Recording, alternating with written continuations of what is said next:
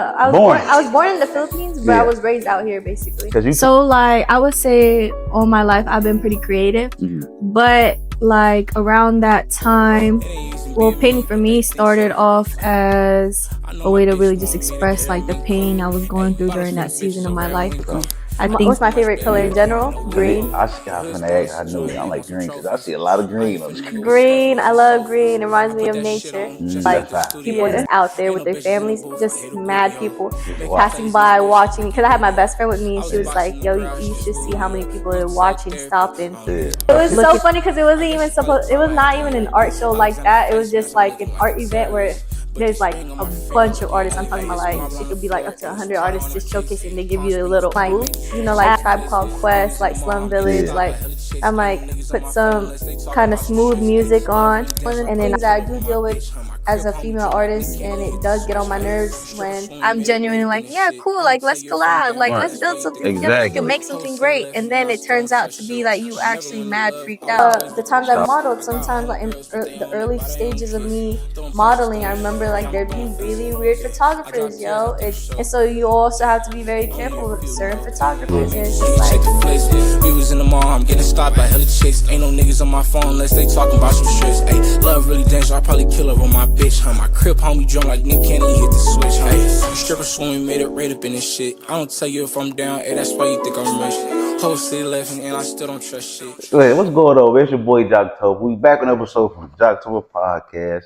I appreciate y'all for keep tuning in and like and subscribe and hit that link button. Like I always say, we keep a special guest on the platform. Today's special guest, the one and only Alyssa Joy. Look, let me get this intro right. Hold on. She got to go on. Look, visual artist, storyteller, owner of the 100 Hearts and the Human Souls. Welcome to the podcast. Yeah, I appreciate thanks for having me today. I appreciate you. Look, at first I'm like, damn, I got to make sure I get this right. But we here though. No, you did your research. Yeah. Now, I ain't going to tell them all the questions though. We going to get to it. But since we already been starting it, from the Philippines, born and raised, come out here to California. How was that transition for you? I wouldn't know because I was a baby. Like literally, like my mom has brought me out when I was like 8 months old, probably.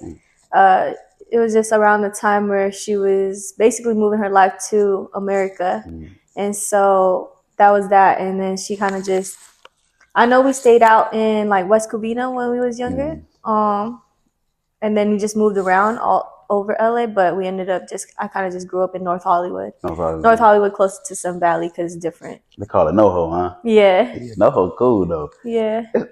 I kind of treat it as like a little bit of San Diego, like the little college town a little bit. Really? Oh, I can see that. Yeah, because I think North Hollywood is a popular destination for a lot of people who are coming out of LA or coming from out of LA. Like I think like a lot of influencers live there. Yeah. For sure. Like you walk around, you see a lot of creatives for sure. A lot of the nicer part of NoHo. Yeah, look, you get me through it. Not for real, because there's the nicer part of NoHo, and then it's like you start getting past the nice part. And it's like you're like, where's that? Start getting active a little bit. Yeah, I feel like a lot of places up here got like them certain areas too. Yeah. Because it's like I don't know. Me being new up here, I'm still trying to figure it out though. But LA's still big to me. Also on top of that. Yeah, it is. I do feel like I'm a tourist in my own city often, especially when I'm traveling to different states. And I'm like, like I had somebody, like I was thinking about moving to Houston, and somebody had told me, like someone was telling me from the East Coast, there was like, but why? Like, you guys got everything. Like you move over here, you got the beach, you got the mountains, you got different sceneries versus like you go to certain places. It's just like in Houston, one things I noticed now being able to like see a difference is like everything's like flat. You don't see a lot of palm trees like you see in LA. It's a lot of things that it really does feel like a family oriented place, makes sense because you get a lot of like Southern hospitality. Yeah, food good. But out here, food fire. Tacos out here, I feel like you can't beat that. Like, you know what I mean? But food in Houston, man, but for me, I was out there just getting a bunch of Jamaican food. So yeah, you heavy on the Jamaican food. Look, you told me you first came, I was getting Jamaican food. Look, Jamaican jerk chicken did it. Yeah, I would do the curry chicken. Yeah, curry chicken. You belong in Houston for sure. Nah, for real. Your taste bud is different now, probably. Yeah, no, like I'm just big on like seeing how everything is built, and it's just like even looking at the East Coast is like it's so diverse. You go to New York, it's super diverse over there. Like they got all kinds of foods. Out here, it's like you get a lot of for sure like I think more like Mexican food for sure. Out for here. Sure. That's all I've been fucking seeing. Like, ain't no good soul food spots up here either. Yeah, I think there's some good soul food spots, but what is it? Fix It? No, what is it? Fixins in downtown. Yeah, that's the only one I know. I mean, it's cool. Like, you never been to what is it, Dulon's or? I heard about it. DZ told me about that one deal, my boy. Yeah, but I never been. Yeah, it's different soul food joints out here. For sure. I gotta go check them out. I gotta do. Yeah, Fixins is. I feel like Fixins is right next to that Staples Center, so it's kind of like, you know. Damn, is it? I mean, that's good. Like, I've had Fixins. I'll be up here praising, tell my homie, man, this shit good, bro. It ain't that good to you. Huh? Yeah, I mean, like, I feel like you go around LA, you'll find some really good soul food. That's what. Yeah, I just gotta start going out a little bit more. I got another question for you. So, you started doing what you doing in 2016, right? How was that transition for you, like when you first started? So, like, I would say all my life I've been pretty creative, but like around that time, well, painting for me started off as a way to really just express like the pain I was going through during that season of my life. I think that like when you're going through pain, you could take that and turn it into something ugly, you know, or you could take it and then turn into something beautiful. And I think during that time, I just needed an outlet to express whatever I was going through. And so around that time, I was not sleeping. Like, there would be days where I would really have a hard time like going to sleep. So I'd just be up late night. Are you back? Thought on, man. Boy, JOCTOBER, man. She in Black the Box, back, man. It's going down. Look, y'all be asking where this Madone merch come from. Y'all know to hit this link button. Hit that link button right in front of you. Make sure you get the new exclusive, all the drip, everything. Because if it ain't Madone, you doing it wrong. And just like that, you get that merch, man. Stop playing. Yeah, get that. Yeah. And my uncle, like 2 Christmas before that, like had gave my sister like a little paint set. And one night I was just up, like it was like 2 a.m. I was just up, just grabbed it. I was like, start painting. That's it. As soon as I touched that paintbrush onto the canvas, that was just it. It was just like, and that was my first time too, really. Like, and I just started experimenting, and I just, it just grew from there. And it used to just be something I was like, every time I was going through something, any kind of emotion, I was kind of just like pouring it all onto the canvas for me. That's fine. And suddenly I was just like, you know, I could turn this into something. Right.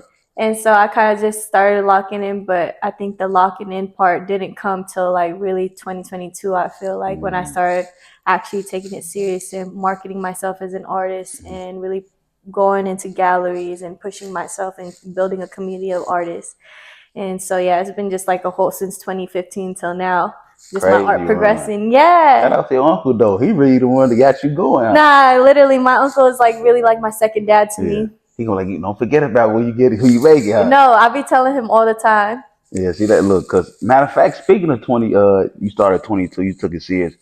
You did your first show. You did a collab with Pancakes and Booze, the art show. Oh yeah, Pancakes and Booze. Yeah, Pancakes and Booze. How was that? Pancakes and Booze was my first ever. Like, okay, so before that had happened, like I had my first event, which was a collab with Roots of the City, which is my best friend's organization. At that time, she was like, yo, Alyssa, she's like, I'm having a fundraiser for children. It's like a give back to youth. And she was like, I need artists. She's like, come showcase. And it was my first time. And I was like, I didn't even got pieces for real. And so I was kind of just like, and she was just like, come on, just showcase. And I was like, all right. So this was my first time. I just took whatever pieces I had at that time, showcased them. And I had a lot of feedback watching people look at my art. Was so, like, you know, it's a different feeling as an artist, like seeing people just stopping, admiring your art, and then like having a whole conversation about something you created. Right. It was a different experience for me. So then Pancakes and Booze was my first ever art show that I had actually signed up for, and then I remember inviting everybody to that show. It was so funny because it was not even an art show like that. It was just like an art event where there's like a bunch of artists. I'm talking about like it could be like up to 100 artists just showcasing. They give you a little booth.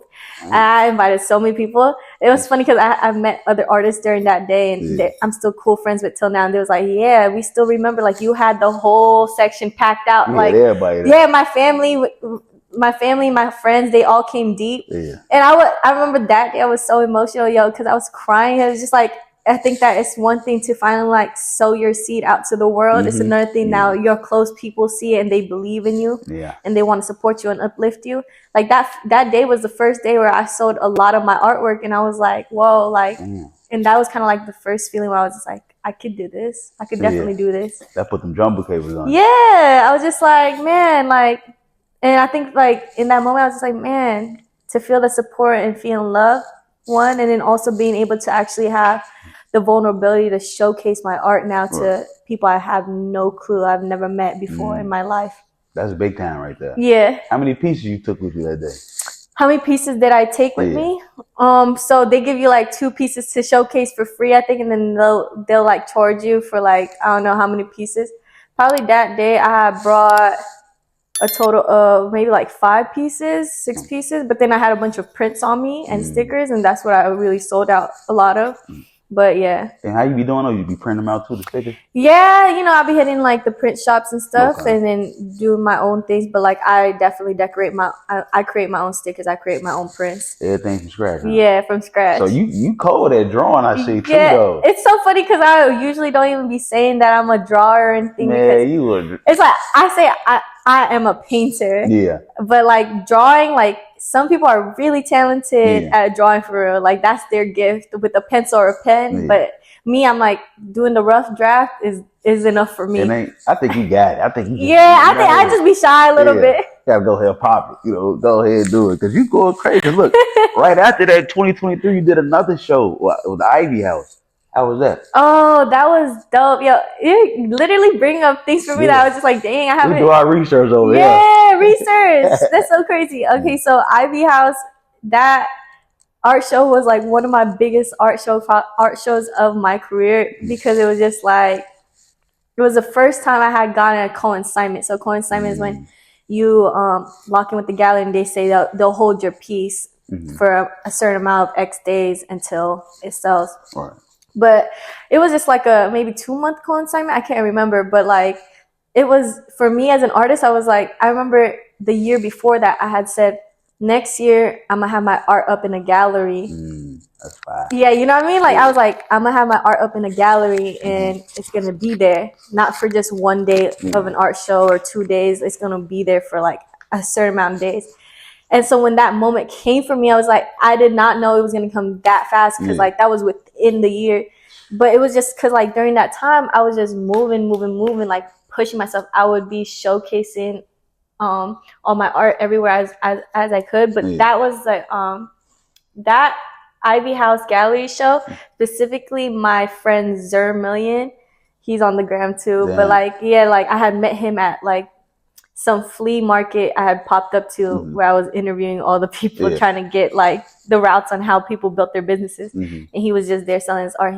He put me on with a curator because he had been holding the show for himself. Okay. And so he put me on, and that was my first time. And I remember signing that contract saying that I was going to have my artwork up. Oh man, that felt like, you know what I mean? It's like almost getting signed for a second. Like it was just like, this is real. Yeah. My art career is really growing. Let's get to it. Yeah.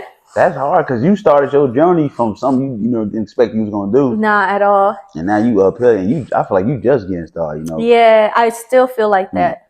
You feel like you got like another peak coming? Because I think you do. Yeah, I honestly feel like this year for sure. That's how I've been feeling. Yeah, because like right now I'm working on my solo show. I'm working on my series right now, and that's what I'm currently working on. But yeah, it feels like that. Like God is calling me to a different season right now when it comes to my artwork for sure. I like that because I think I see you did a little modeling too, right? I do. You was posted up in front of the ice cream truck or something like that. Yeah, that was for my homie Bonnie Ocho. Yeah.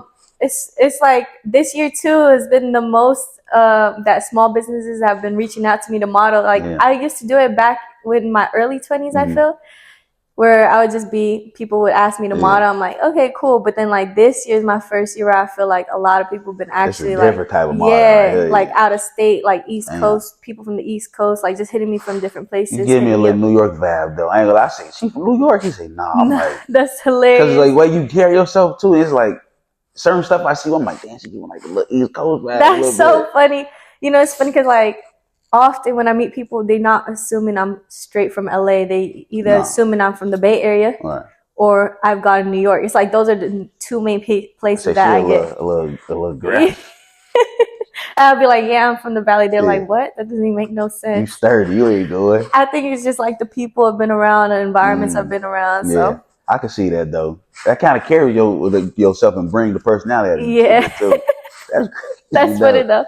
Look, I'm the only person probably said that lately, huh? What? You give like New York vibe. No, I've gotten that actually. Yeah. I think that like I be thinking like hopefully it's just because you know in New York they be putting on the fits. Yeah, that's definitely say the style too though, because you carry that though. Because a lot of people can't pull that off though. Yeah, I appreciate that. You know, it's true. Like I think that in LA, it's interesting when you go out to different places, seeing people's fits. Like I'm big people watching people's fits. Oh, you a people watcher? Yeah, like I just like watching people's fits. Like you know, people are just funny, like watching their mannerisms and stuff. Yeah. So it's just like, but when you start traveling in different states, you start seeing like whether or not like people really try to put effort into how they dress.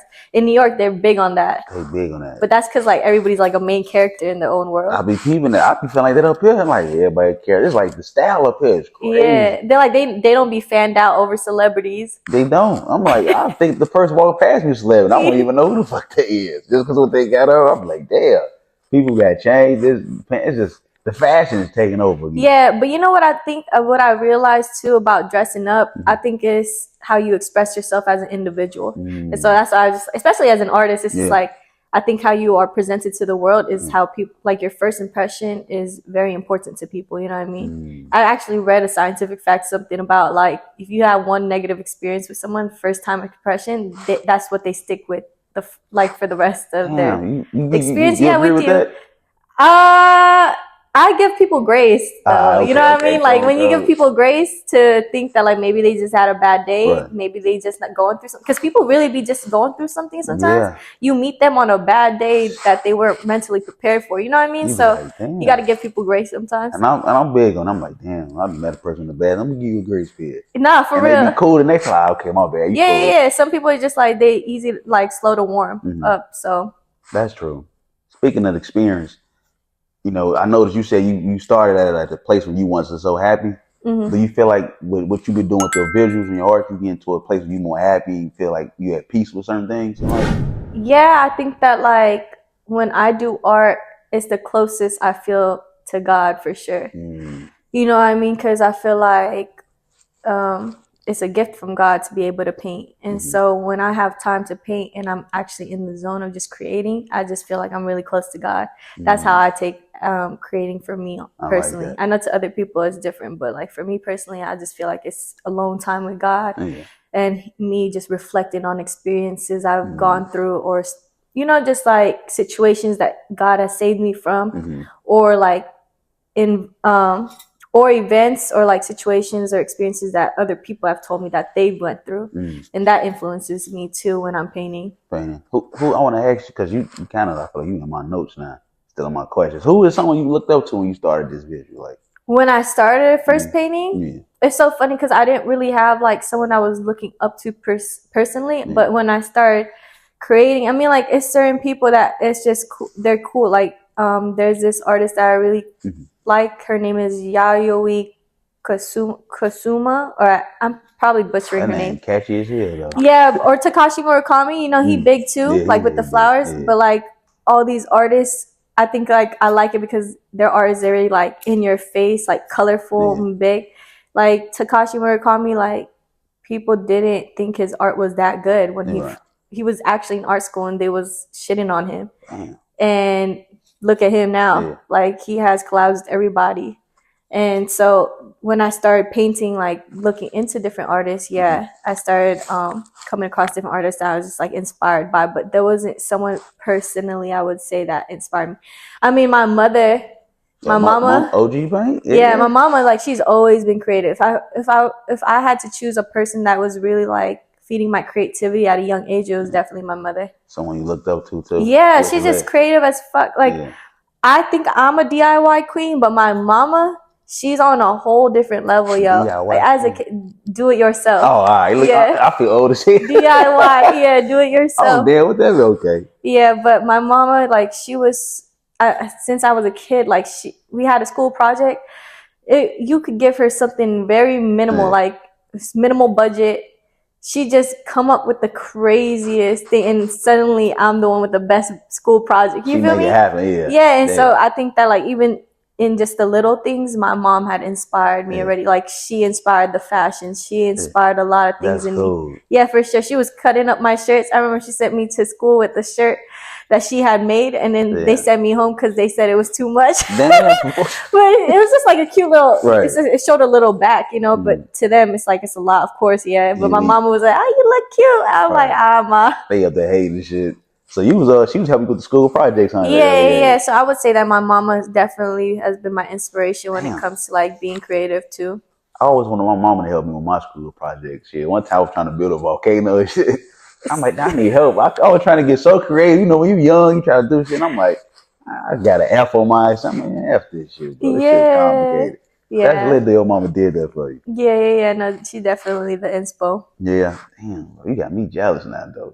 I'm like, you help me. Man, that's so funny. Don't get on your mama's head now. She gonna be bad. Look, I want to ask you this, though, because I should have been asked you this. What is your, like, primary scenery you got? Like, well, let me reword this. What's the perfect scenery for when you finna lock in, you finna go to your visual? I know you probably wake up in the morning. Like, what's your normal day when you finna get started, too? So if I'm painting, my automatic is like putting on, usually either I'm putting on some like neo soul or neo rap. I guess, like, I'd be saying, like, you know, like Tribe Called Quest, like Slum Village. Like, I'm like, put some kind of smooth music on, and then I'll just start creating. For me, it's the vibes. Like, I'll light some candles sometimes if I feel like it. You a player. Yeah, I put on my apron. Like, I made my own apron, so I put on my apron. I'd be like, as soon as I buckle that apron on, I'm like, all right, it's time to lock in. Yeah, like I swear, and I put that music on. For me, it's like I put some good music on, and then I just sit down and I lock in. That's it.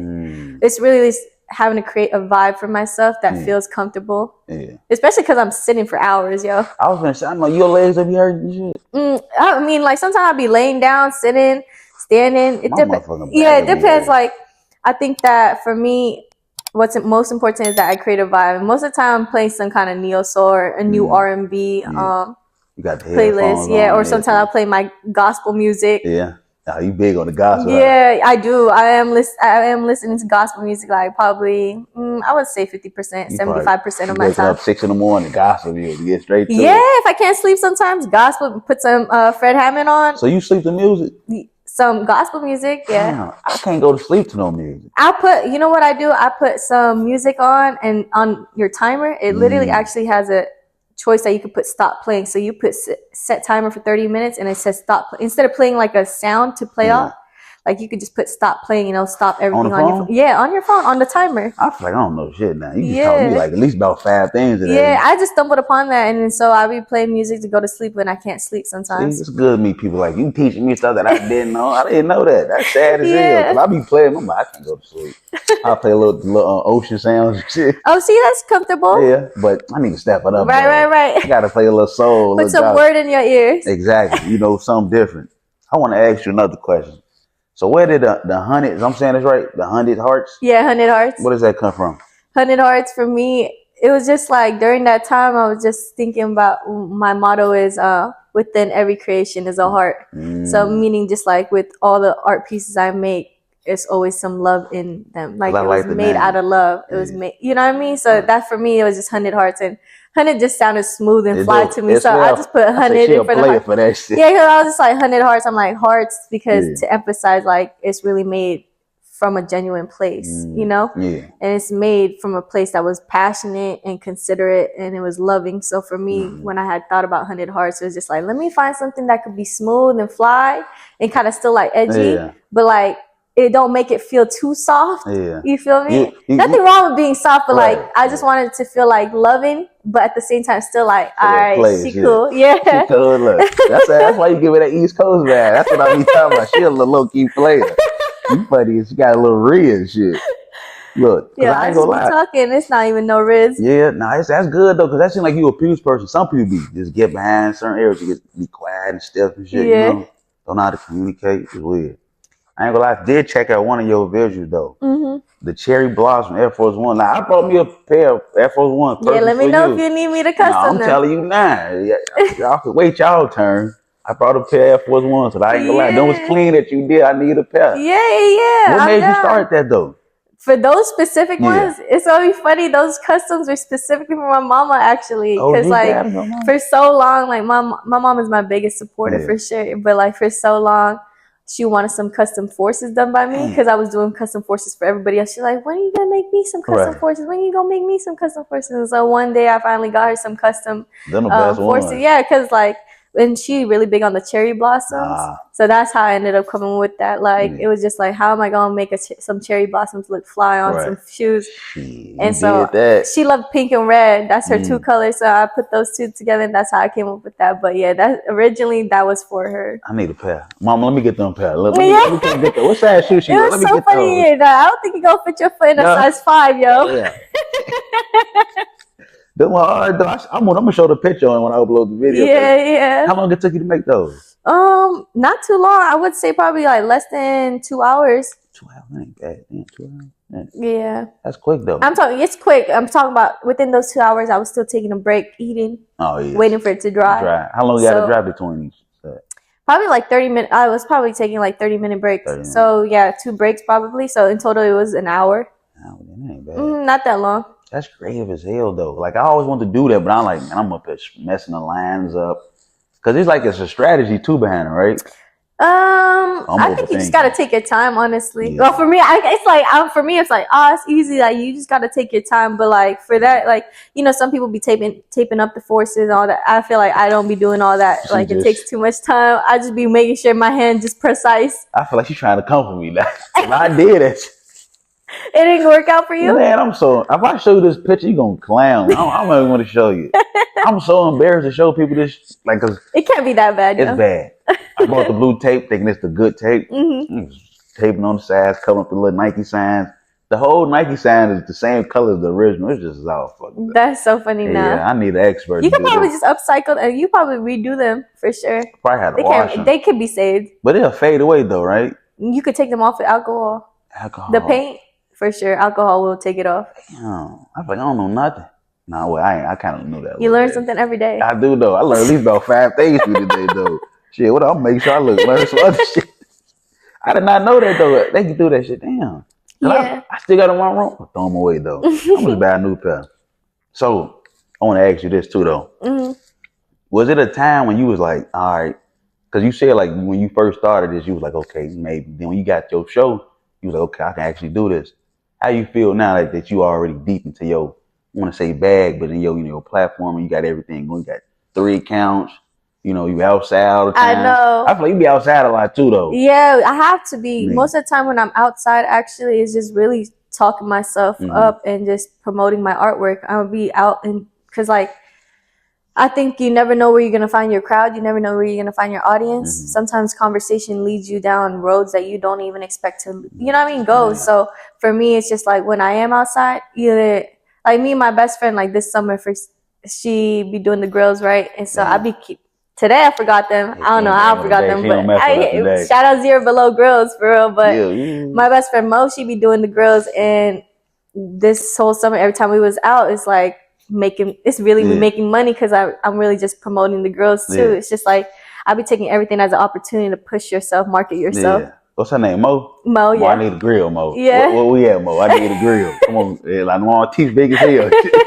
Hey, she do boys' teeth too? Grills? You said what? She do boys' grills and everything too? Yeah, she does everybody. She does grills. She does tooth gems. She's also an artist too. She an artist? Damn, you gotta get on here too. Yeah. I need to go find a new tattoo. You got a tattoo artist? Shit, who else you know? Do I know? I know a tattoo artist. I need to get inked up though. I know multiple tattoo artists actually. I see you inked. I need to get inked up. You got more tattoos. Yeah, I do. I have mad tattoos, yo. How many tattoos you got? Probably like over maybe like 17. 17? Yeah. Damn. It's funny because I feel like they just all spread out, so you can't tell. Sometimes I'm tatted, but like I'm covered up, so you can't see. That pain don't be hurting you though? Which one? The pain? It don't hurt? Mm-mm. She talking what pain?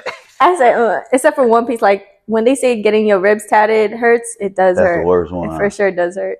Damn. The shading hurts. Yeah, I ain't going to the rep. I'm scared to do my chest. I heard that hurts too. Yeah, my boy gay, he said he was crying. You just gonna have to suck them tears in and just thug it out for how many hours you gotta do. 3 hours. That's not that long.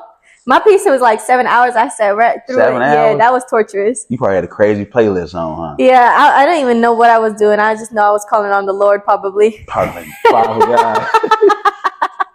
Help me, please. When you get your first tattoo? When did I get it? Yeah. When I was 18. 18. Damn, me too. I got around 17. See, I was like, let me just at least wait till I was 18. My mom was like, she came with me to get my tattoo done, and she was like, I at least see you getting it done, so at least I know you're safe. And I'm like, all right, cool. You responsible. Like, I got this. Yeah. That's cool though, shit. Cause I always want to get some more tattoos. I'm like, damn, it's just the prices up here crazy too now. Yeah. They be taxing. My boy, this dude I DM, he told me he give me a half sleeve for like $2,000. Oh wow. I say, damn, last year was actually $1,000. crazy. Yeah.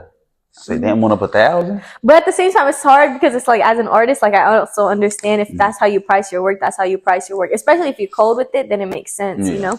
That's like me trying to come lowball you for your art and your art. And I was that price. Man, I appreciate that. Like I was just having a conversation about that with my other homegirl, Dom. I just came to visit. She does Human and Divine on Crenshaw. She has a storefront. Damn, okay. Yeah, it's her little art gallery. I was just talking to her about that. Like we price our artwork, and because generally it takes in consideration of the time, the supplies, but especially the time, the work, and the effort, right? Yeah. And it's like you tell people that they don't really understand. Like they don't understand why you price your work that. But you'll buy something designer without even second guessing it, right? That's fact. Damn, you fucked my head up with that one. You're a bastard designer, but won't second guess. I'm gonna make that a quote on my page. You won't really second guess some designer clothes sometimes. Like you'll be like, oh yeah, cool, because the hype. But you wouldn't pay as much for a one-of-one made specifically for you by an artist that's trying to come up. Makes no sense to me. You've been here before. You've been before. Have you ever been at a time when someone like you made a piece with somebody like, nah, I don't like this, I gotta make it over for them? Have I? I feel like I have probably, but I can't remember. I probably still gave it to them because they still liked it. But regardless, like sometimes I'll create something and I'm like, it's cool. Yeah, it's cool. Yeah, we could be our biggest hypocrites. That's why. That too. That's how I am with mine. I'm like, I need to do this better. Yeah, and then to somebody else, it's like beautiful work.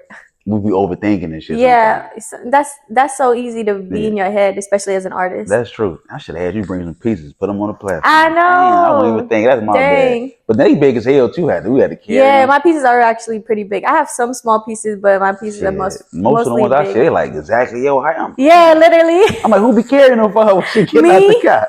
It's a one person show sometimes. Yeah. But I am grateful to have a community that if I need the help, they come out to help. Especially like with my Humans with Souls, like I be having a community behind that. Like you can't build a community by yourself. Yeah. See, that's some shit's heavy. You definitely got somebody to support you too.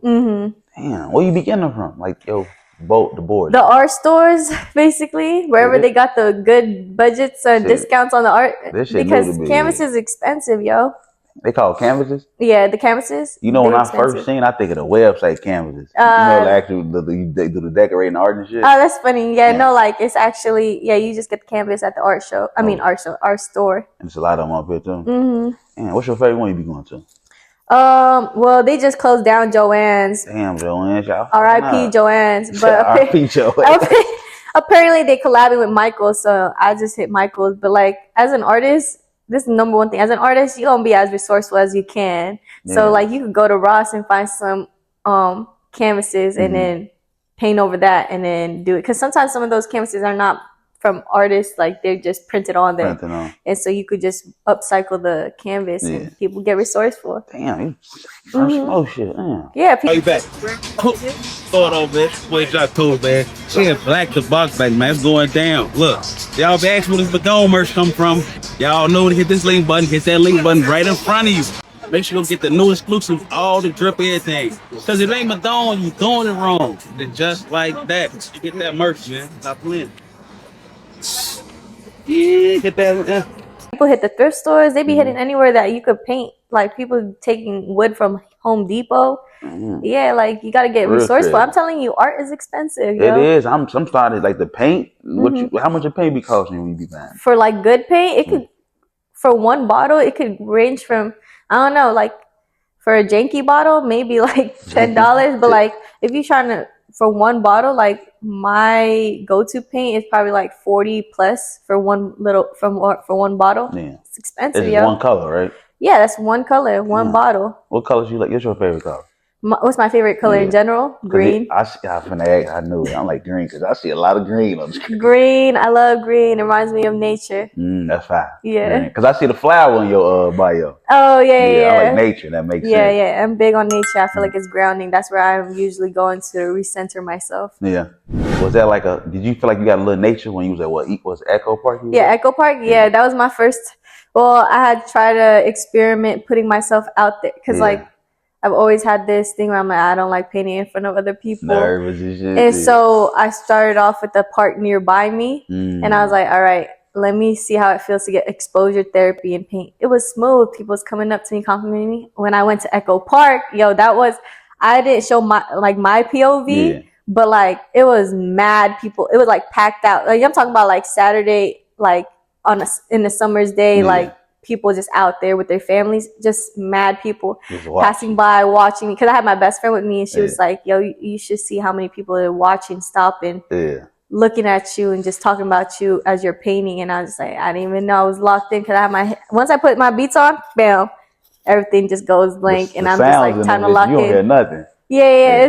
It's more also just for content. I feel like it's good to it's hard though. It's a good ass content. Yeah, I'm like, thank you. I appreciate it. I want to do something like that. Yeah, I haven't done it in a while because it's summertime right now, and because my medium is acrylic, it dries like crazy. Oh, because of the heat? Quick, like within a minute, it's dry. And like, you could slow down the acrylic paint, but it's just like, I don't have the time. I'm trying to constantly paint. So I've just been painting in the in the studio. 90 above every fucking day. Shit. Yeah. I be hot as fuck. You don't know how you do it up here. You ain't hot in that jacket when you first came in? Nah. This heat crazy. I think I've been just inside all day though, low key. Yeah, you just came from church. Yeah. You know, praise the Lord. Yeah. How was that though? It was smooth. Yeah, I think it's very important to just take some time to just, give thanks back to God. Yeah. I see you happy on the beliefs. You go every Sunday? That's good. If I can't go on a Sunday, then I'm watching online. Sound like my grandma. She be doing this. I'm watching that. I'm like, all right, bad girl. Had to. You bring your snacks. Like, go get this, that. It's cool. I think it's cool too. Like, like the church I go to one church, LA, and it's a lot of young people. That's cool. It's just like cool to see that it's just not the elders going to the church, all the old heads. It's like starting young. And that's different for this generation. I feel like a lot of young people don't go to church. People need Jesus. Yeah, a lot of these fucking men need to go to church too. I want to ask you this: what keeps you going behind all this? Like, what's your motivation? What's my motivation behind artwork? Honestly, if I'm being completely like 110% transparent, I just feel like it's really just my way of paying respect back to God. Like, I think that genuinely God gives you anointing and a blessing. I think different people have different blessings and anointings from God, right? Like yours might be talking because you be cool with the podcast, right? Other people might be singing. Other people might be building something. I feel like me personally, it's always just been something like in the creative realm, but specifically with paint. I was just like, I feel like when I'm painting pictures, I'm just like, this is... Sometimes I still try to figure it out, but sometimes I'm just like, is this the way that God wants me to pay respect back to him by telling stories about things I've actually been through and things he's saved me from? That's fine. And just like putting on canvas for people to relate. Because at the end of the day, I believe that your purpose should be bigger than yourself. Like whatever you do, it should be to serve others. Like it has to be more than yourself. Because like to say, it doesn't make no sense why you would be gifted something just to keep to yourself, Selfish. Yeah, selfish. So for me, it's just like my motivation behind everything I do is always just God, honestly. That's hard though. I fuck with that. Gotta center yourself somehow, some way. Yeah, and he said a lot of our ass and shit. Times we be down bad. You be like, you come through, be like, damn. Yeah, I think that, You know, you can't just be praising God when you're going through something bad. Right. I think people call on God when you're actually just going through a tough situation, but it's good to call on God when you're doing good and when you're up. And when you are actually going through something bad, it's still good to say, thank you, God, because I get to breathe. Yeah. It might be a really hard situation that you're going through, but you're still alive and you can make something out of the situation that you're in. There's always a solution. God already had like finished your story. You're just living in the middle of it, but you can't see what's going on. So that's why the provision that God provides for you is important. You have to be seeing the signs. You have to be listening and be in tune. Right. So yeah, and that's like, you hit that right on the money. You got to be in tune. Yeah, you do. You got to be in tune with yourself. I think the more in tune you are with yourself, the more in tune you are with God, for real. And that's what I had to like learn.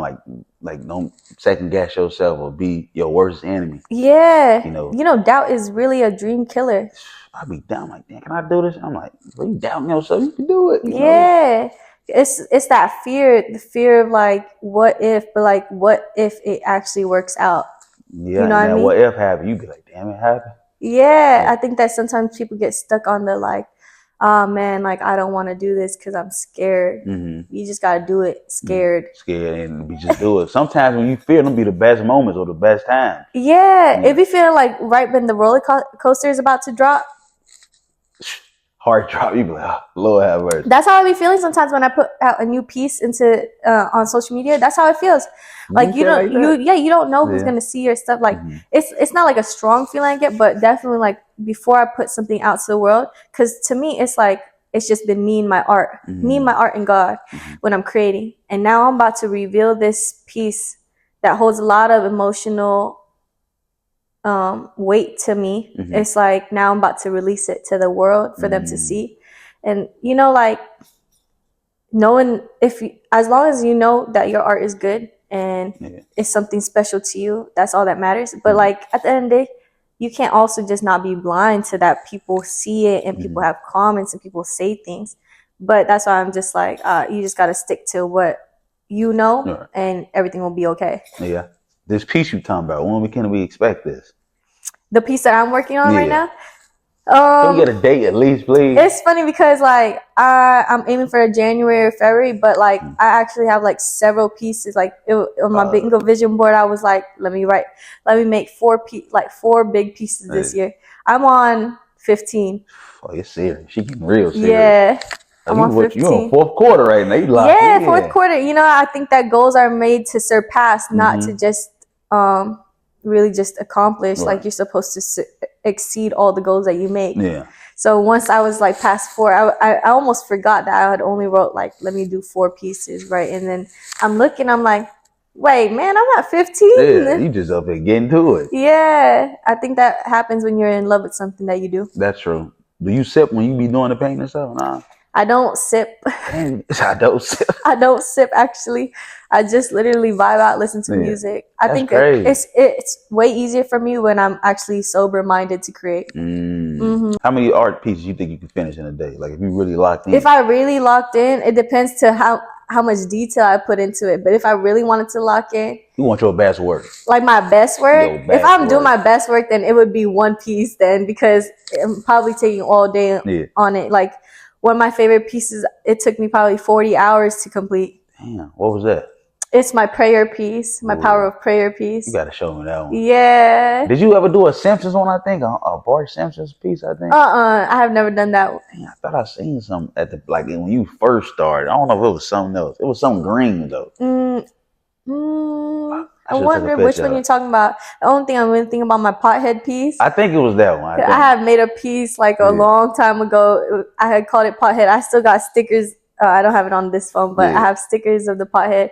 It was basically just a woman and an upside down pot on her head, but the pot has like, it's like falling, the dirt's falling, and it's just like marijuana leaves. That's hard. Yeah, so I'm like pothead. I think that's the one. I think that is the one. Cause I was like, it's supposed to be like a little like fun.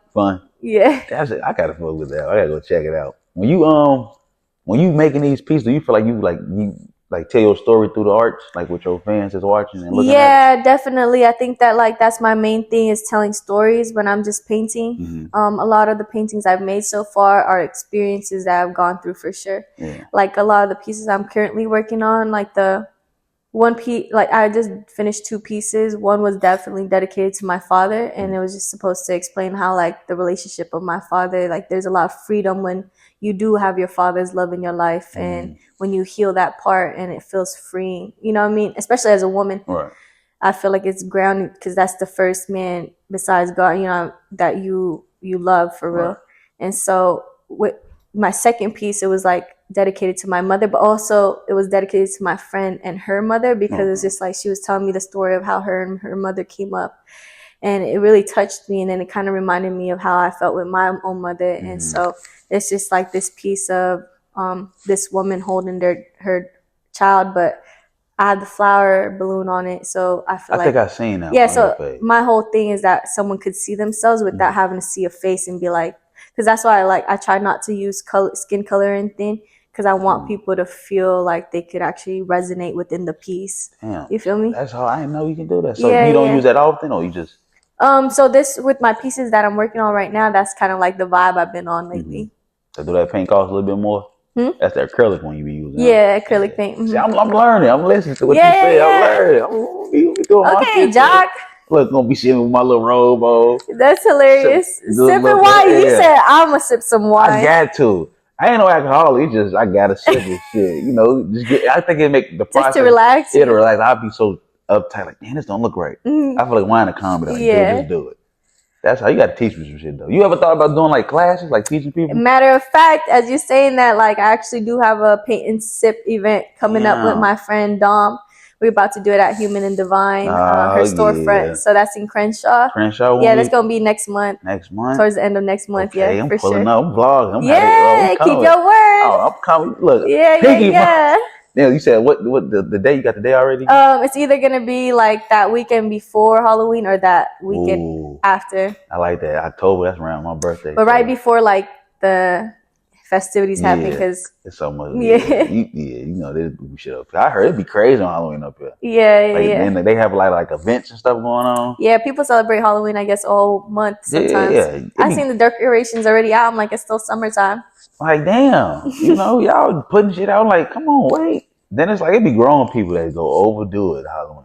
Yeah. Even with the costumes, like, I don't know if it's me, but I'm pretty sure you see how people be with their costumes when it's on Halloween time. Yeah. This is crazy. They take it. It's like what's the other holiday? Like what's the holiday they do more for kids? Like the grown people dress up more than they're supposed to be for the kids. What holiday is that? I can't even think right now.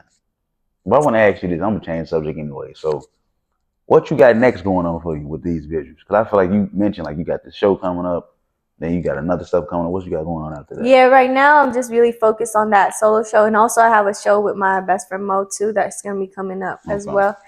I'm just like in this zone of like wanting to pour into my art, but also uplifting everybody around me. So that's kind of just been the vibe I'm on. That's why I've been pouring into my community, Humans with Souls. Just want to ask you that damn stuff. Yeah.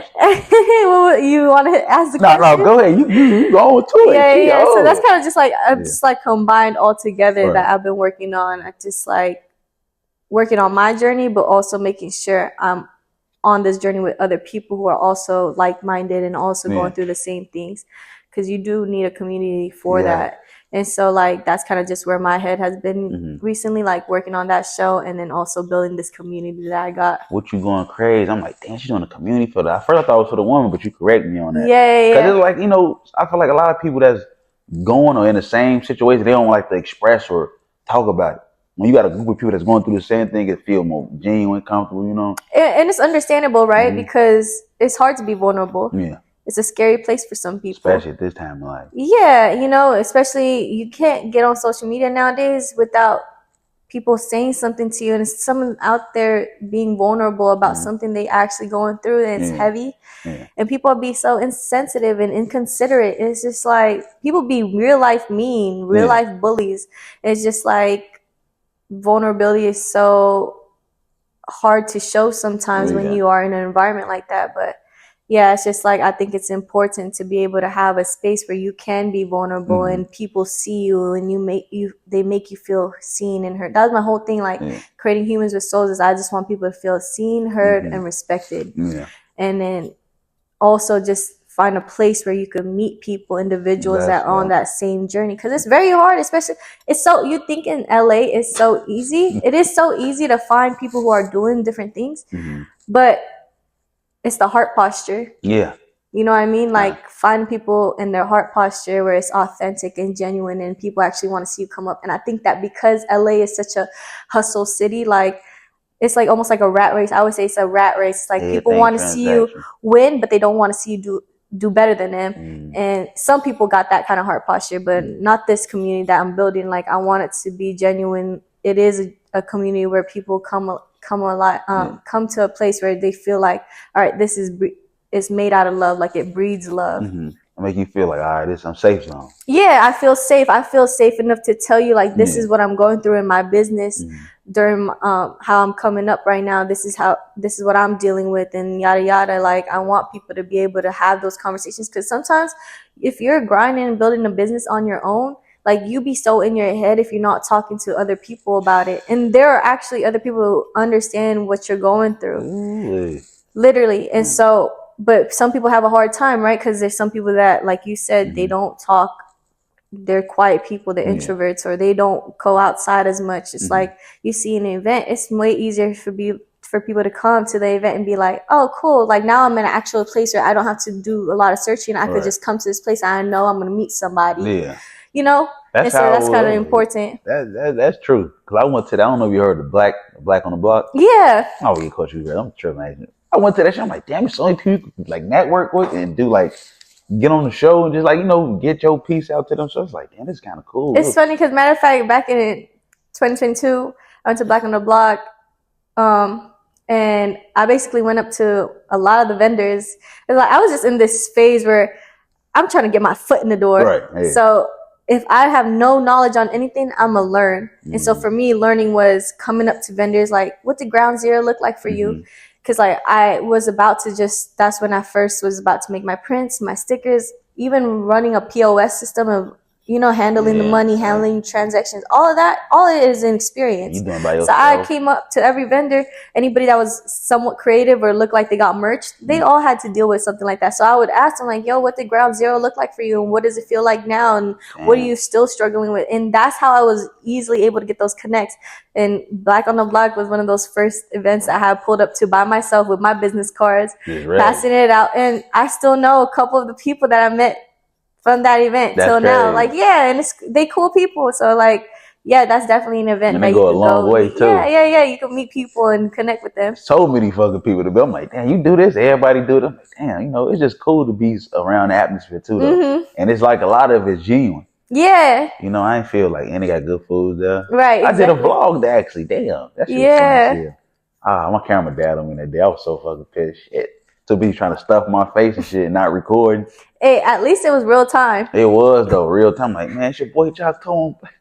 JOCTOBER full of food in my mouth. I'm up here with D trying to record his ass. That's funny. He be all over the place. His ass. Damn. I want to ask you, like, being a woman in this field, is there ever a time you ever like say like, okay, this shit is getting a little overwhelming? Because you know, you got good pieces, then people want to sit there and try to network with you. Do you ever got a time you're like, okay, this is kind of a little iffy, a little weird, you know? Oh man, I'm glad you asked that question, because let me talk about that. Actually, let me actually sit up and talk about that. But yeah, as an artist, oh man, as a woman, it's already hard sometimes at being a businesswoman and trying to get people to take you seriously. Yeah, one for sure. She said that deep up. Yeah, yeah, because I think that like automatically people think that like you could be a pretty face, but you don't got no brains behind the pretty face, you know? And so sometimes I feel like, I remember especially even doing little business things like trying to get my prints. Like the dude tried playing me because he thought I wouldn't count the money right, or you know what I mean? Like people trying to play me because I'm a woman. It kind of just like, you know, being a woman and taking your car to the car shop. Right. Of course they're going to try to like take as much money from you if you don't know nothing. It's one of those feelings. So you got to actually know what you're doing. But I will say with collabing with artists, that's another story too. Like it'd be so hard. For me, I'd be like, why can't people just keep it as business? As business, like you don't have to be freaked out on every woman you meet, yo. That's true. Because like you could really, it's like people could have genuine, beautiful connections that they could build from, and then actually build an empire from it. But they mess it up because they too freaked out. Like, I'm so dead ass. Like, it'd be like someone hit me up, yo, let's paint together. Yo, let's do this, yada yada. Let's do this. And I'm like, cool, yeah, you know, because like I'm genuine and I want to build connections. Turns out like either they was trying to do something weird on me, or you know, it starts turning sexual, and I'm just like, man, that's mad uncomfortable. One. And so it has led me to be very careful when it comes to collabing with certain people. Like I actually have to see what you're doing from kind of like the outside perspective before I actually say yes. Let me like do things. You go do your research, huh? Yeah, because people, like, you think people are cool, and then you meet them in person, the whole time they have another ulterior motive. And it's sad because you really like, I don't even know what to say. Like you say, you creating something with a person, you fucking up the vibe. I'm like, I'm just trying to make art with you, yo. Like you can't take me serious to the point where you can't put your dick in your pants and just hide it and put it away and just like focus on what we actually trying to build.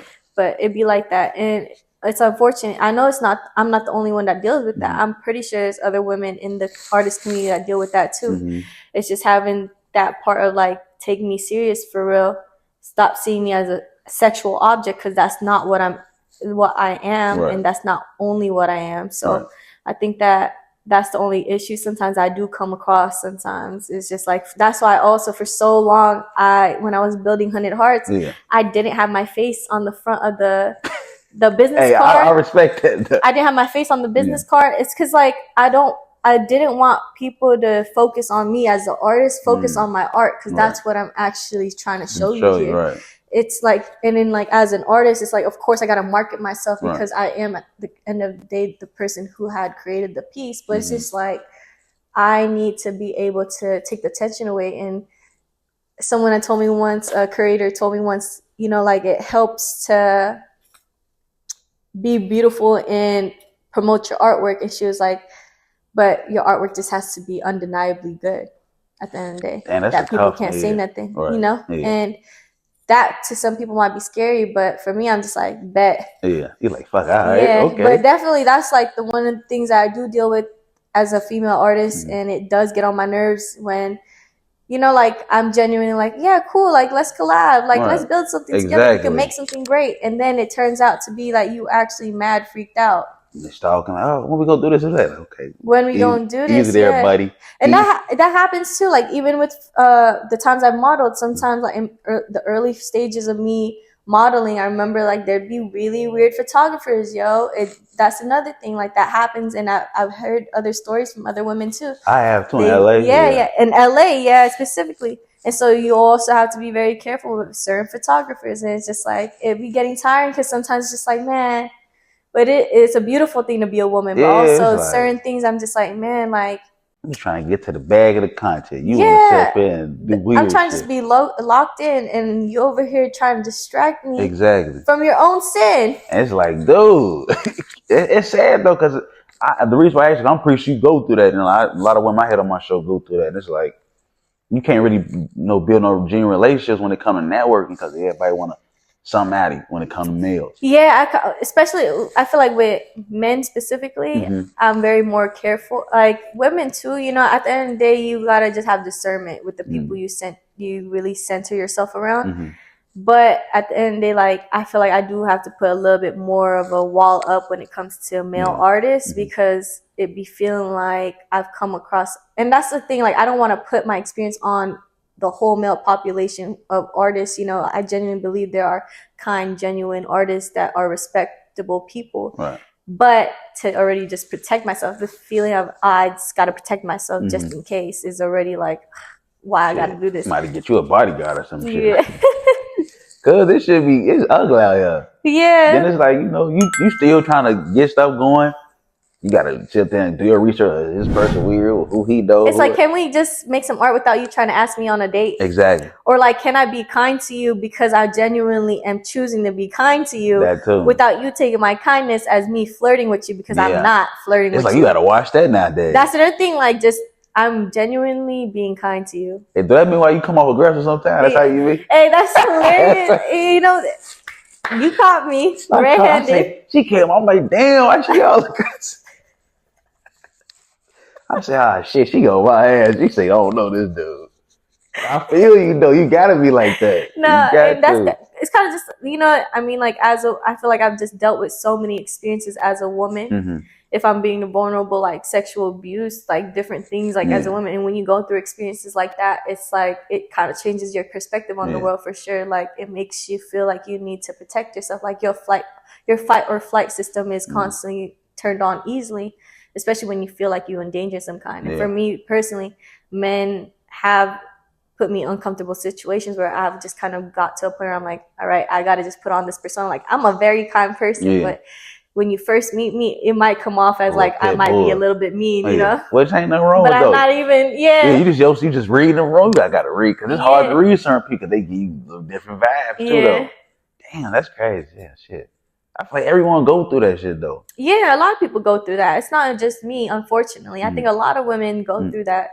And that's the sad part. Men, too. Yeah. You know what I mean? Like... Yeah, you right. I was about to say, men go through that, too. It's not only women. Yeah, I really never heard too many men, though, but it's like... Because men don't talk about their problems as much as women do. They try to hold the shit in, Because you guys have been conditioned to not show your emotions. And you scream, some woman touched on me. They not taking you as serious sometimes as a woman saying, someone touched on me. You know what I mean? And that's the thing that sometimes men don't speak up. Yeah. You like a vulnerable man? Do I like a vulnerable man? Yeah, show me some expressions. At least I think that it's important to be vulnerable, but know how to be emotionally regulated. I like that. I'm still I like that. Yeah, you have to be. Yeah, you have to be. I think that like it's the thing people mistake vulnerability as like being soft. And men I don't want to be known as soft, but I think that like being vulnerable is a natural thing as a human. Like you should have a safe space to express how you feel to people. Exactly. And I feel like, damn, women, like, cause I used to, people be like, you be complaining. I'm like, bro, I'm just expressing my feelings. Yeah, let me vent. Yeah. And that's why men's suicide rate is way higher than women. Yes. Actually, that is true. Because y'all don't be given enough spaces to talk about how you actually feel. And I genuinely think that men deal with the same thing as maybe not to a certain extent. Who knows? You know, I don't know. Yeah. But I think that there are men that also women try to take, like male artists that maybe women try to take advantage of too. Like I'm pretty sure that happens too. Yeah, and I can see that, especially if you got a man that don't know how to express himself too, and they got a crazy woman that's, oh, you soft. You need to toughen up. Okay. Yeah. I hate those. Like, don't do me like that. Yeah, and that's the thing that I'm just like, you just need to know how to ground yourself. Some people, I think it's okay. Like, people are learning, but you just need to learn how to ground yourself. Which is something that I'm still learning. Like, just even like a relationship with friends, you know. You got people like, I'm pretty sure you go through this, like the closest people you have in your circle not supporting how you think they should, you know. You know, I don't take that to heart because... what I've come to realize is that the people closest to you that have seen you grown up, they've seen you actually develop your character. They know you as a certain lens in their head. And that's the story they go by. And so sometimes they can't fathom to see you out of that lens that they have, out of that box that they put you in. So like, that's how they always will see you. So sometimes you won't get as much love from the people closest to you as much as you would from a stranger that doesn't know you. Which is crazy. And you can't really take it to heart. I think that when you realize that everybody is just in their own world and people's worlds just collide if you allow them to, if you allow them into your world, you can't even take nothing personally because it's like, you just operating in your own world. That doesn't deal with me. That's just telling about your character, not my character. Yeah. That's crazy. My boy Will had on his head the same exact thing. Like, you know, people used to see you this way and they see you like this is kind of different to them. Yeah. And I, like you said, I got to a phase where I'm like, I don't take it personal. I just like, it is what it is. Yeah, and also for some reason people love to only support you when they actually see you finally getting motion. Like they see you doing something that seems like more than the average person, what the average person is doing, and they automatically want to support you. My boy, I see you. Yeah, you know, because it's almost like hopping on a trend, hopping on a bandwagon. You know, so it's just like people feel fanned out at that point, where it's just they start wanting to support you, and that's okay. You know what I mean? Like, that's how they operate, and that's okay. I ain't okay. It's not okay to you. But for me, I'm like, I'm good. Okay. Like, I still appreciate you showing me love now. Okay, cool. Right. But like, I know who was showing me love from the start when I first started doing this. Who showed you your first love, your first picture when you first posted? My first piece? Yeah. I would say that's tough, yo. My sister, my family, for sure. My sister has always been my day one supporter, for sure. Like, that's my dog. Yeah. And then my best friends, for sure. Did your sister ever like, nah, this ain't it, sis, go make another? No, I would be asking her, but my sister is really big on, if that's what you created, that's what you created. I like that. And that's how I'm kind of just am too. Like, this shit is cool to me. Yeah, nah. And if it's not cool to you, then it's just not for you. And that doesn't offend me at all. I wish I could do what you do. I ain't gonna lie. That shit hard. If you make it look so easy and simple, I'll be like, I appreciate that. I'm like, damn, she can draw this. Like, I don't know how to draw none of this shit you be doing. Like, do you be like sketching it out first before you paint, or? Sometimes I'll sketch. Sometimes I'll just freehand, honestly. I'll be wasting what they call canvas. Canvas I be wasting them canvas pics. Like, yeah, I mean, I will say that there is truth to like putting 10,000 hours of practice into something. I think you say you put 10,000 hours. Yeah, I'm saying, like, have you ever heard that? Like, putting 10,000 hours into your craft, it's AKA like it just builds consistency, it builds discipline, it builds practice for whatever you're working towards. Right. I think that's true. It's just like, I just heard something crazy, like Stephen Curry be making, I don't know how many shots, like thousands of shots every single day. So by the time that like a year passes, he's already racked up racks of shots. Let me find out you're a Curry fan. Nah. She a Curry fan. No, but for real, I was just listening to, I forgot who I was listening to, but they was talking about that. I think maybe I was listening to a podcast, but they was talking about like putting 10,000 hours of 10,000 hours of practice into your craft. It actually makes a difference. Like, I think that my painting definitely has evolved because I've constantly painted. It's like each picture just go. Yeah. I appreciate that. Like, I think that from the beginning, I used to just do my paintings. It was just for funsies. Like, I would sell my paintings for $20, $40, like nothing. Price went up now. Yeah. And at that time, it was just like, I'm just doing this for fun. But then when you lock in and then you actually have some substance, a story that you actually want to tell, is actually something you pour all your might into. Of course, you don't have to charge it for what you think the value is. You know what I mean? Especially in this economy now. Shit. Yeah. You gotta survive. Shit's so crazy. Yeah, because some people are selling their artwork for like millions out here too. I seen that. Like, it's this app. It's an art page. I see like people, they got like art they made like years ago. And now it's like 50,000. I'm like, damn. It be like that. The art world is a whole marketplace for real. Is it like a primary place where people go that's like in LA for like, for the best venues or the best museum people go for artwork? I don't know. Like, it's multiple museums, but like there's just a bunch of local shows that are hosted. Yeah. I think that it's like word of mouth that I usually find out about some shows. Like, you can go on Instagram, but I'm always on word of mouth. Like, people just telling me like what shows are happening, or curators. I might meet up with curators and they tell me what's happening. That's an app?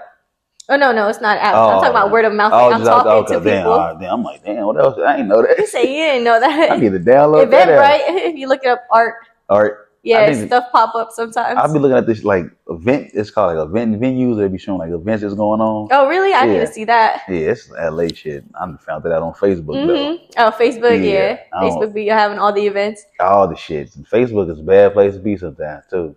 That shit like Twitter now. Really? Yeah, they be. The aunties and uncles are doing that? Aunties and uncles. We're the new aunties and uncles. I peeped that though. Damn. I was saying that. We're the new aunties. She told them ages on us. Hey, I have 2 godsons. I'm like, that's a whole responsibility besides myself, yo. Yeah, that's a lot right there. You think about having some kids? Yeah, with the right person, not out of wedlock, yo. Yeah, it's hard to find up in LA. I think that you just have to have really strong discernment about who you date. You gotta be real strong. And you would hope that they have a relationship with God. You say, and I hope they don't. You're not in the picture. So, like, would I want kids? I think that whole thing for me is like, you want to have kids. People be asking me that, especially as a woman. You get asked that as you get, as you get older. It's just like, when are you gonna have kids? I'm like, first of all, when I know I'm stable enough to bring a child and nurture them, because I genuinely believe that I was a teacher for so long. Yeah. And I was teaching children, middle school, elementary, preschool. And it's just like one of the things I really realized watching all these kids is having parents that really love on each other and show you love. It does so much for a child. It does.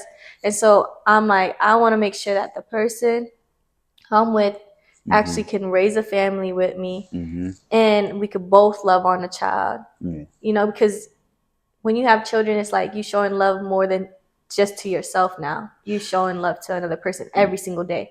A woman's identity becomes mother, not just you anymore. Yeah, I respect that. Would you feel like you gonna be that type of mother? Like, don't you tell your husband, like, don't love your kids more than you love me? No, never that. Yeah. I want my husband to love my kids as hard. You know what I mean? Yeah. That's our seed. Exactly, yeah. I'm just like, it's one of those things, like, I think that, like, having to make someone choose, like, don't love me, I'm like, that's kind of selfish. Yeah. That's kind of selfish. Like, don't do that. I heard people be saying, like, don't love the kids more than me. I'm like, damn, you selfish. Yeah, I don't know about. I've never heard nobody say that, but I don't know about that. You can make another baby. What? Huh? What? Oh, I've seen like the if your wife was drowning and your kid was drowning. Things I was like, that's a sick scenario to even ask someone. That's it is. But let me ask you, what would you do in that situation? I know it's sick. Sick scenario. I ain't gonna ask you that.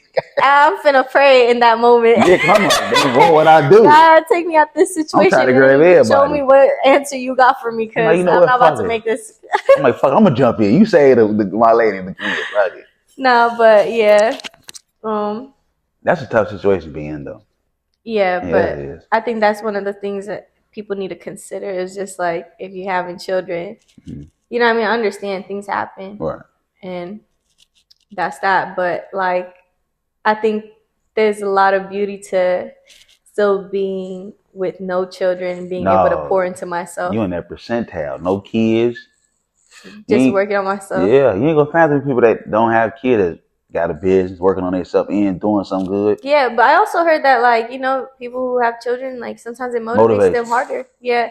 Damn. And that's why I don't knock nobody that is a single mama or baby father out here and they just raising kids on their own, because, like, it's a lot of respect. Like, honestly, to raise a child and balance everything, while, especially when you have no caretakers or no nannies or no babysitters that you can just be having, you don't have that luxury. Like, I pay a lot of respect to those people who have not just one kid, 2 kids, 3 kids, multiple kids. And it's just like, that's a lot of work. So you can't even, like, people be wanting to talk shit sometimes. It's just like, yeah, it's fun and jokes, but if you really look at the reality of it, like, those people are working way harder than you are, because at the end of the day, you only getting to think about yourself. These people got to think about multiple people besides themselves. That is while true. Trying to grow a business, while trying to be stable, you know? Yeah, it's hard. It is. I kind of witnessed that with my mother. I mean, I was young, but, you know, being her only child, she had when she was 17.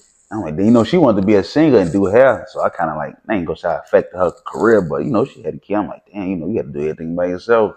Yeah. And it's like, I see why she's so the way she is now. You know? Yeah, of course. Cause, you know, being a woman is hard. I see. You know, y'all go through so much shit that we don't go through as men. I be like, damn, you a woman or that. When I see, I'm like, damn, y'all go through cycles. Depression, shit. Those cycles. I was like, ooh, cramps. I'm like, oh, we gotta carry the babies. We gotta be having the cycles. He flashes and shit when you get older or past 45 or something. Auntie bad. I'm like, damn, you know, I just respect to your moms. Yeah, shout out to Miss Brown, and she see that, she gonna be like, yeah, thank you. So what's next for you? What else? Because I know you got the shows and everything coming. What's next for you? Okay, so what's next for me? Right now, I'm just working on building this event. With you got something else going on. Yeah, with Humans with Souls. Like I said, like I just, it's a fairly new community for me, and I'm just seeing where it takes me, honestly. And so I'm kind of just like, you got a nice crowd with you over there. Yeah, I'm thankful. Thank you. I'm really thankful that, like, cause I'm just like, it's not big in following yet. No, but keyword yet. I like that. But just like knowing like how many people at the end of the day, that's a lot of people to me. You'd be standing in a room full of people. To someone 100 likes is this is not enough. You standing for 100 people. That's a lot of people. You know? Yeah, that's true. I see you be in the gym too, though. I salute to you. Yeah. You're busy as hell. Have to. I think that, like, when you are building a business, it's important to just stay mentally right. How you eat and how you take care of yourself. Because that's your temple. Yeah. If you're not taking care of your temple, how you going to move anywhere? Like, that is true. I think that you got to be mentally prepared, be in the right headspace. I think that, oh, man, I could go on a whole thing like eating right. and working out are two things. Like I was a kinesiology major. Oh, you taking this shit so serious. nah, for real, like the top 2 risk factors for death is lifestyle and what you eat. Yeah. So like exercise, doing 20-30 minutes of exercise 2 to 3 times a week will do so much things for you. Like it builds endorphins in your body when you're going through something. That's why I be telling people, when you have a bad day, just get up and go on a walk. Get up or go on a run. I promise you, it does something for you mentally. It's like a safe space. Eating a handful of blueberries in the morning and starting your morning with tea and fruits before you eat anything heavy, it does something for you. That's your go-to, huh? Yeah. I have a whole. I'm big on like taking care of yourself, loving on yourself, and solitude. That's a whole thing. As an artist, like that's important for me. Like having to start my mornings right, making sure it's intentional. First thing in the morning, wake up, pray, and talk to God. Before you do anything, gotta center your day. Then I start off with making some tea because your digestion system should be right. And I put all my herbal supplements and eating a healthy breakfast. It's like important. Like how you start your day will literally set the tone for the rest of the week. I need to try that. You say blueberries, a bowl? Yeah, like just fruit, like any kind of fruit. Like it's just healthy for you. Like eating some fruit. Like some people go on a fruit fast. They just eat fruits all day or juice all day. It'll clear you out. Like it'll detox. Oh, it'll clean you out. Now let me tell you, like I went on a fast. It's called the Daniel fast. No bread, no sugar, no bread, no sugar. Like no carbs, no preservatives. Basically, like whole raw foods. Right? I did that for 3 weeks straight. Damn. And when I tell you, my skin was the clearest it's ever been. Like I have pretty clear skin, but like my skin had been the clearest it had ever been. My mind felt I felt like everything was just functioning right. I felt like my vision was super clear. Like it sounds funny, but I'm being so truthful right now that like having that kind of diet, you realize how America be trying to kill you, with certain foods, with the fast foods, with the sweeteners. Cause like the next day I had one cookie. My face had become inflamed, Like, it's just like you realize how much sugar you're putting into your body, how much salt you're putting into your body. And like even eating meat, because like that fast was like no meat at all. So I was getting my protein from like chickpeas, black beans, lentils. And so it's just like when you try to form foods only based on that, it makes a complete difference. And now you understand why people be getting sick for real when they eat too much pork, when they eat too much meat. Because you're not supposed to be eating red meat like constantly. You're supposed to be eating red meat like once every 2 weeks because it's so hard to digest. Them plants, the veggies, fruits will do so much for your life. Especially, I feel like as a business person, when you're taking care of yourself, it helps you focus better. That is true though. I laid up on steaks and shit, meat. I'm like, I focus, locked in a little bit more. Yeah, you can, and that's the reason why I also work out. Working out a lot for me is like you go through so much in your day. Sometimes when you just pushing that weight, it feels like everything that you was feeling just exits, gone. And it's just like, it's so easy to release something that you was feeling frustrated or angry or sad about, and you just go on a run or you pick up some weights. And be a whole different person. Yeah, a whole different person. And it motivates you. And then if you're consistent, then you start seeing your body change and you start actually feeling it. Are you back? Thought on, man. Boy, JOCTOBER, man. She in black the box back, man. It's going down. Look, y'all be asking where this Madone merch come from. Y'all know to hit this link button. Hit that link button right in front of you. Make sure you get the new exclusive, all the drip, everything. Because if it ain't Madone, you doing it wrong. And just like that, you get that merch, man. Stop playing. Yeah, get that. That's another thing too. And so for me, it's just like eating healthy, working out consistently. It actually helps me just in general while I'm building my own things. That's why I'm heavy on that too, though. Like breakfast, working out. I used to be a sweet tooth, crazy. Man, I had to cut the sweets out. Diabetes will catch up to you. My granny passed me. She had diabetes. God bless her soul. So it was like, oh, I'm sorry. Yeah, that was my homie. I miss her, and she had diabetes. I'm like, damn it. I got the sweet tooth from her. So I'm like, oh shit, it kind of hit me a little bit. But then I started juicing. That shit clean you out. I'm like, okay, I'm gonna just stick to juicing. I'll be doing like the cucumbers. I'm talking about cucumbers, little bell pepper. I try to be a little different. Oranges, ginger. I be like looking at exotic fruits like red kiwi. The red kiwis I seen. You had the red kiwi before? Yeah, I got it from the flea market downtown. Red kiwis are fire. I'll be telling people like, all right, the green kiwis, whatever. Whatever. The golden kiwis, the yellow kiwis. Hold on, golden? And yeah, those are, you can find those way Where easier. you be going to shop at? Man, the Asian markets.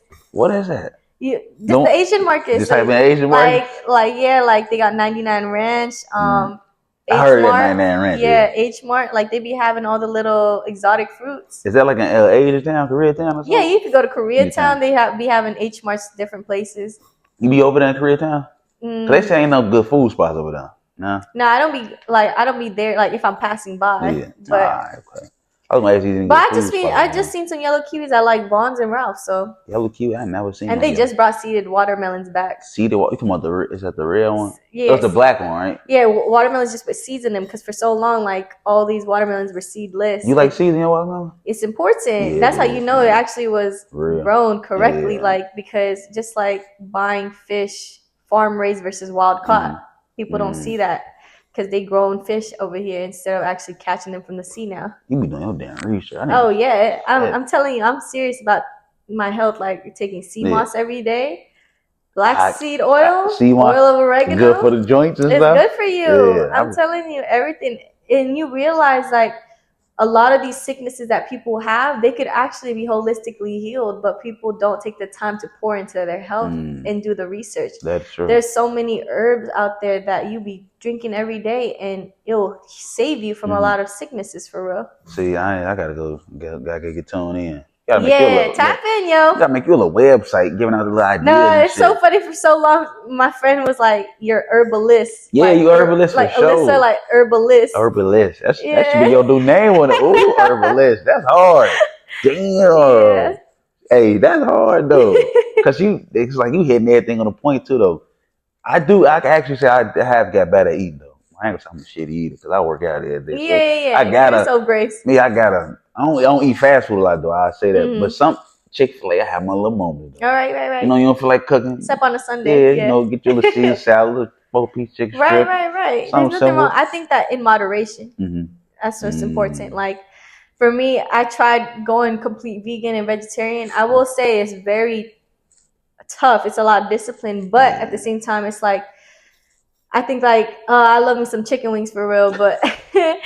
Like I love me some chicken wings, and it's just like, man, having to step away from certain things. It's like in moderation. Like I won't eat it every single day, but I'll still have it because it's like I got one life. Exactly, you gotta eat something good. You gotta go to Harold Chicken. Yeah.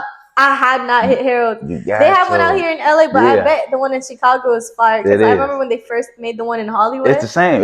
He's from Chicago. Oh, so you've tasted it? Yeah, so and you feel like it's the same? South. All right, then it's you got my word. You gotta go. It's valid. It's pricey a little bit more than like actual back home price. Yeah. No, because LA. It's solid then. So because I was like, because I remember when they first made it, that was a couple years back. I was like, they was like, oh yeah, they from Chicago, and I was like. Because sometimes they'll be like, oh, it's from New York, it's from Chicago, and you taste it, and you actually had the food over there, and you're just like, this don't hit the same. Who is you? You lying. You ain't here. You lying. Yeah, exactly. Get up out of here. No, they got it. The sauces is crazy. Okay, so it's fire. Yeah, you got to try it. Yeah, I'm going to try it. You're a chicken person. They got catfish. You like soul food? Like I love soul food. I love Caribbean food and soul food. See, I've been trying the Caribbean food, but I found one good spot. It was like out there by Simi Valley.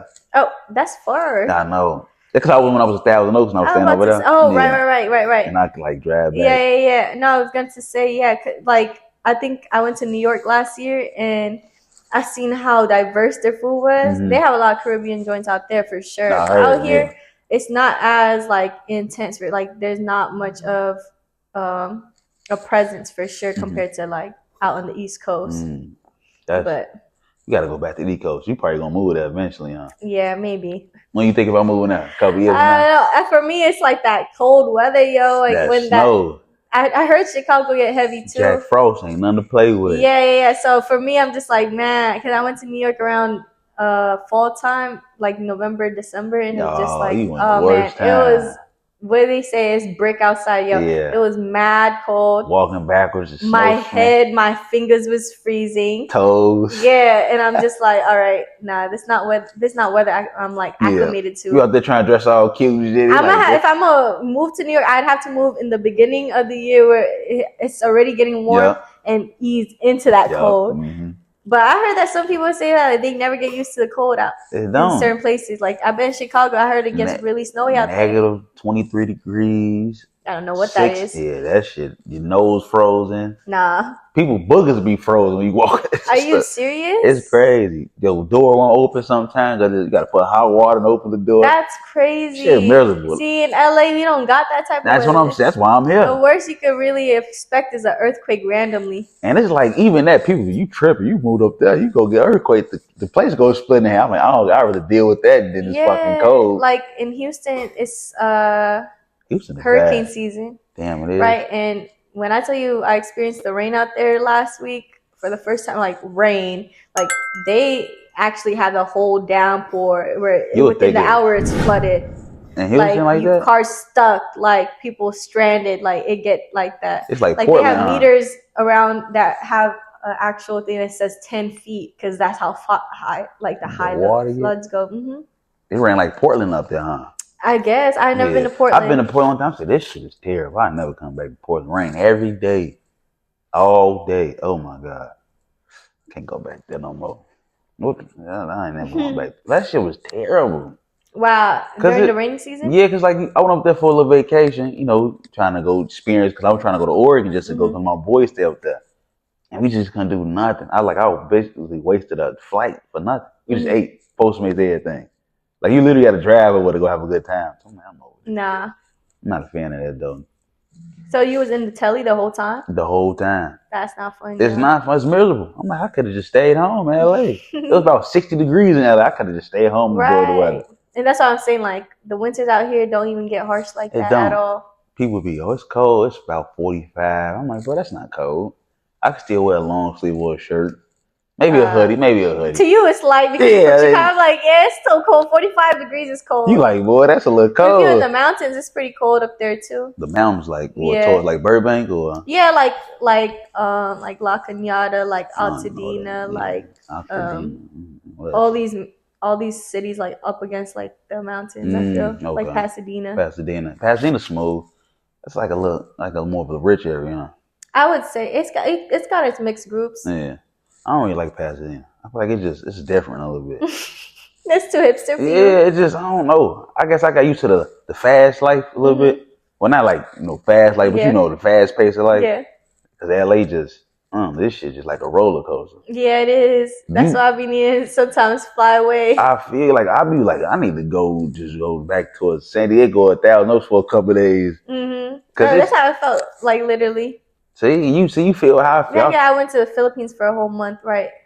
Slow paced, yo. It's slow up there? Yeah, no, just in general, like anywhere in the third world country is just like more slower paced, right? You fucked me with the third world country shit. Yeah, that shit hard. I always want to go visit them.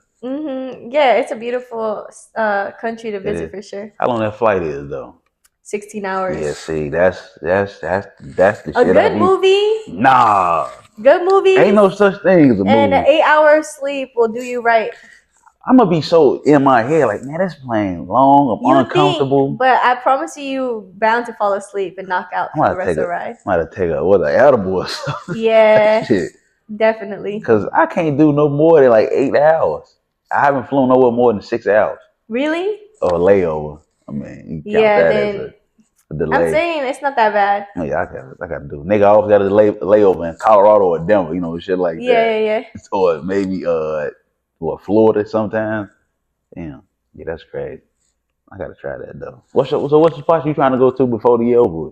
The year's over? Yeah. I might go to New York. You go to New York again? Yeah, this is just different. You finna move at this point. You might. I just feel like they got a big creative scene out there too. That's why, and I think that like just being an observer of fashion is cool. So like seeing paint on the trains and shit. Like you ride the train, you get the paint and shit. That people do be doing that. So like I think that I would go to New York, maybe Mexico. Damn, Mexico. But I've been trying to go somewhere that I haven't been before. I have just not like made a decision where. How many stamps you got?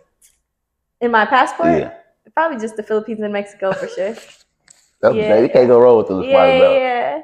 But other than that, like, because for me, the rest of this year, it's not that much. It's what we already in September. Yeah. We only got like 3 months left after Shit this over month. with. We're in quarter 4 for real. Shit, I don't even know. And so I am like, a part of me is like, as much as I want to travel, it's time to really lock in. It is though. They be like, it's 4th quarter, lock in. I'm like, damn. I'm trying to see what I'm doing for my birthday. I'm gonna just have to keep locking in on the platform. Yeah. It's that's just kind of like what it is. Like, I think it's like I'm kind of in a season where I can't be going out as much. I actually have to say no because I have to lock in and paint. Because painting is just, it takes a lot of time. So for me, it's like, and people are like, yeah, where are you at? And I'm just like, I'm here working. I'm working. I lost a couple homies because of this. Yeah, and that's how, you realize that.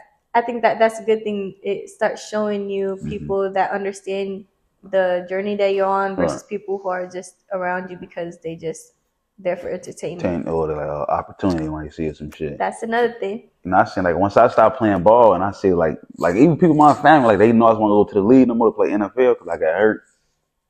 We ain't gonna be all into him or invested in him no more. I'm like, damn, what's plan B? I'm gonna start the podcast. Cause I always want to do sports analyst, like do a sports broadcast. And I just seen the wave of how people treated me this year. I'm like, okay.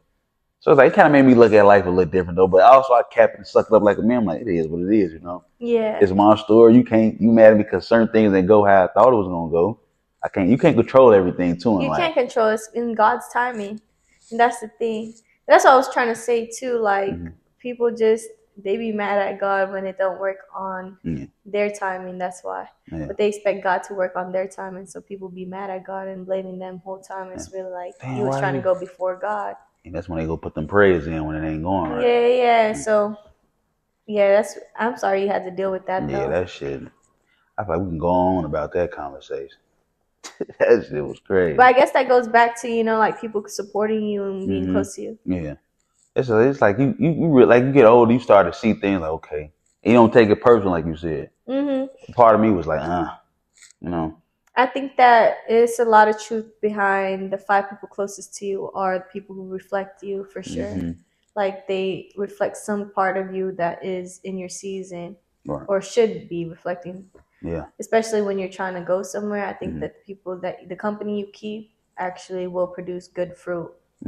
If you're not careful, then I'm about to call you for advice. Hey, what you think about this? Not for real. You got the answers to shit though.